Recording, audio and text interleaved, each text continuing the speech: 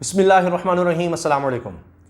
साबिक़ वज़ीर-ए-आज़म इमरान खान चेयरमैन तहरीक-ए-इंसाफ जलसों पर जलसे कर रहे हैं, बड़े बड़े जलसे कर रहे हैं और हर जलसे में वो एक नई बात करते हैं और ऐसे लग रहा है कि वो उस जगह के करीब पहुंच रहे हैं कि जहां वो शायद और मज़ीद राजों से पर्दा उठाते चले जाएं।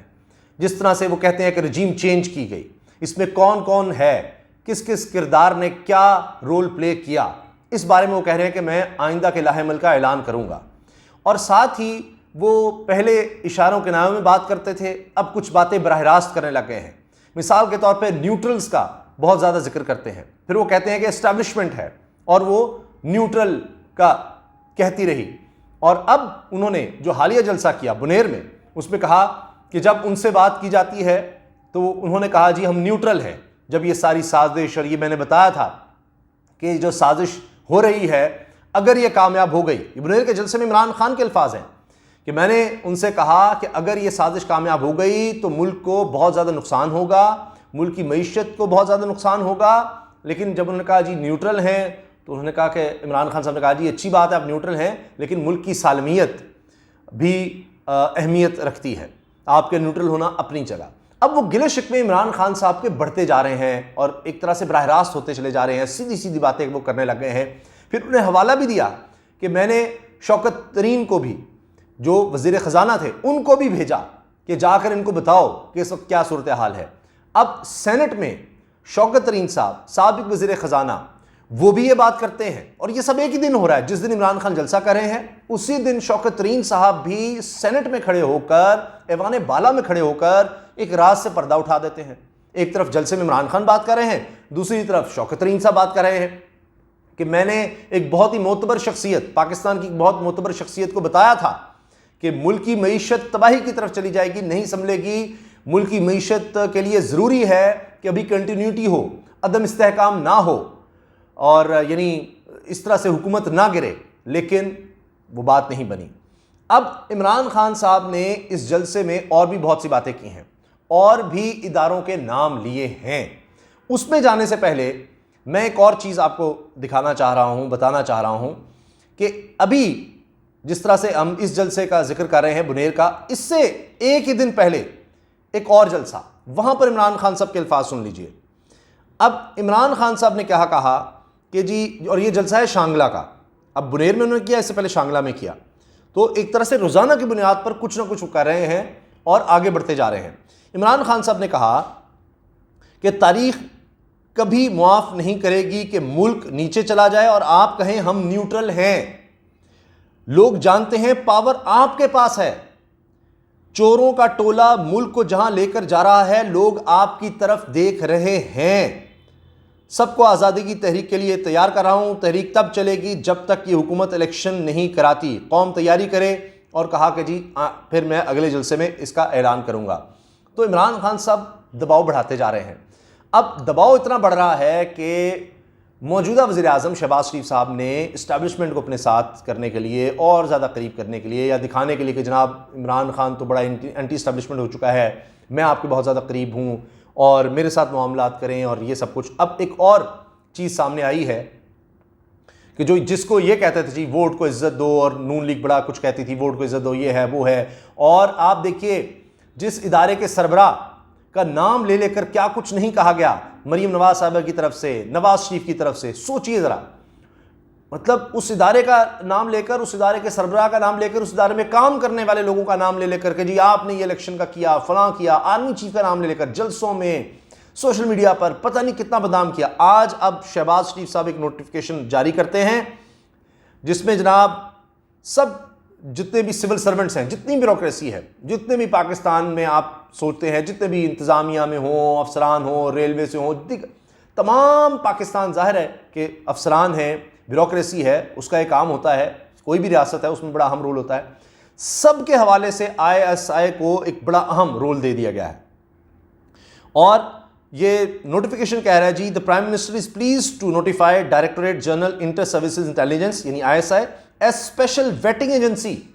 यानी अब ISI देखेगी ये सारा कुछ, क्या कुछ, for verification and screening of all public office holders जितने भी पब्लिक ऑफिस होल्डर हैं उन सब को चेक करना, यानी उनकी जिसको वेरिफिकेशन कहते हैं, स्क्रीनिंग कहते हैं कि क्या बंदा कैसा है, कैसा परफॉर्म कर रहा है, ठीक है, गलत है, फिट है, नहीं है, इसकी वेटिंग, इसको खंगालना जिसको हम कह सकते हैं, वो काम आईएसआई करेगी फॉर इंडक्शन, यानी उन लोगों की भर्ती, इंपॉर्टेंट पोस्टिंग्स, उनकी अहम तैनातियां और अपॉइंटमेंट्स, उनकी अपॉइंटमेंट्स भी और प्रमोशंस भी, पोस्टिंग भी, अपॉइंटमेंट्स भी, प्रमोशंस भी, उनकी भर्ती भी, इस सब में आईएसआई का किरदार बड़ा अहम होगा।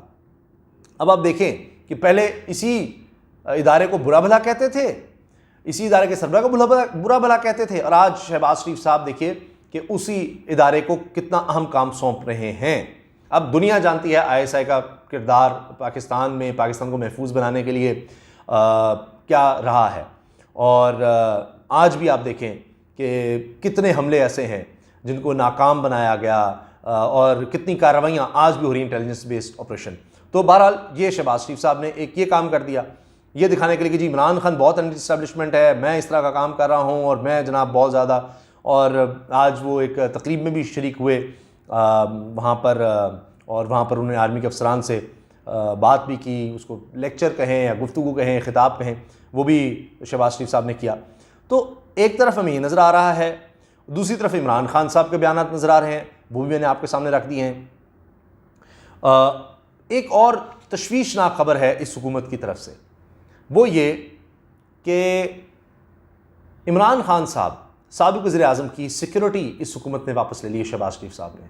सिर्फ यही नहीं है, सिक्योरिटी वापस लेने के साथ साथ इमरान खान साहब जो खुद बात कर रहे हैं वो ये कि जी इन्होंने गद्दारी का मुकदमा बनाने का प्लान बना लिया है, और इनकी ये कोशिश है, इमरान खान साहब ये कह रहे हैं कि जी ये मेरे ऊपर गद्दारी का मुकदमा बनाए। वो कहते हैं जी कौन लोग देखो मेरे ऊपर गद्दारी का मुकदमा बनाएंगे, वो जरदारी जो अमेरिका से कहता रहा कि जी फ़ौज के ख़िलाफ़ मेरी मदद करो, ये मेरी हुकूमत गिराना चाहते हैं, यानी जिसको आप मेमो स्कैंडल कहते हैं कि वहाँ हुसैन हक्कानी को इस्तेमाल करते हुए वहाँ पर लेटर लिखा अमेरिका को, और ये सारा कुछ, जिसमें नवाज शरीफ साहब उस वक्त अदालत भी चले गए थे सारा स्कैंडल लेकर, और सारा कुछ हुआ।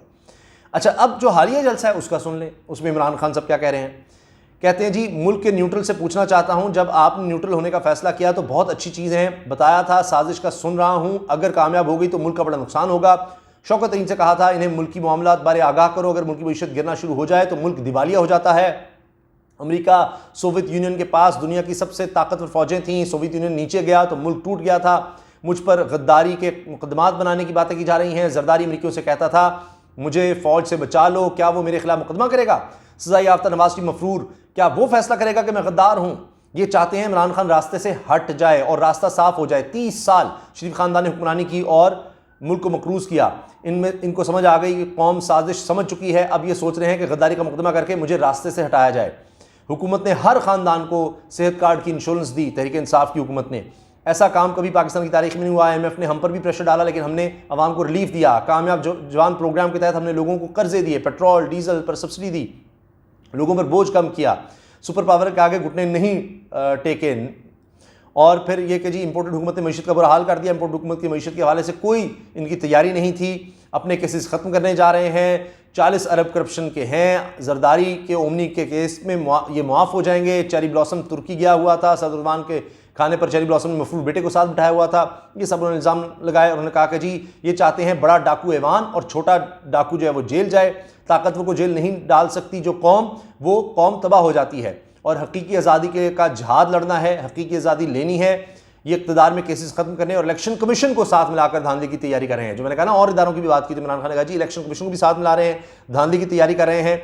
ये जहाँ जाएंगे चोर गद्दार के नारे लगेंगे और ये मुकदमा दर्ज करके अपोजिशन को क्रश करना चाहते हैं, डराना चाहते हैं। इन्होंने बड़ा जुल्म किया। और फिर कहा कि जी सुप्रीम कोर्ट के फैसले का इंतज़ार कर रहा हूँ। वकला ने बताया है फैसला आने तक अभी इंतज़ार करें। हमने हमेशा पुरअमन एहतजाज किए, कभी नहीं चाहेंगे मुल्क का कानून तोड़ें, कभी नहीं चाहते पुलिस रेंजर्स फौज के साथ कोई तसादम हो।